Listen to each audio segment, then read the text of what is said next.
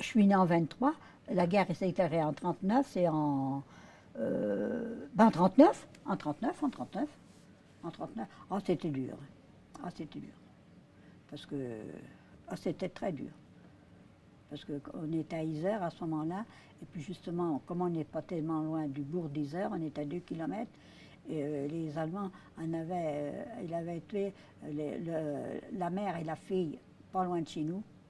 Donc ils sont venus nous dire, faut partir, faut partir, faut partir. On avait déjeuné à midi, quand on a mangé, on a passé la rivière, on était de l'autre côté, de l'autre côté de la rivière, on était à Marigny, on était plus de 300. Hein.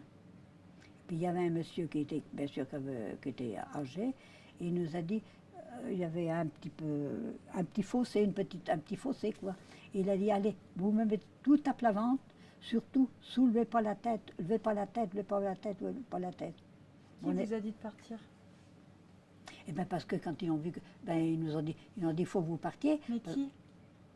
C'est peut-être les voisins, ils ont dit, il faut partir. Hein. Sûrement les voisins, oui, partez parce qu'il arrive, il arrive par ici, partez. Donc on est parti.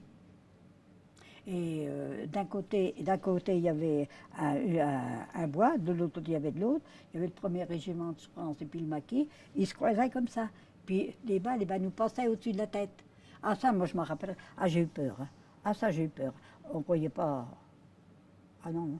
Quand est-ce que vous êtes revenu à la ferme ensuite? Oh, on est venu 3-4 jours après, hein, parce que le patron il venait nous apporter à manger.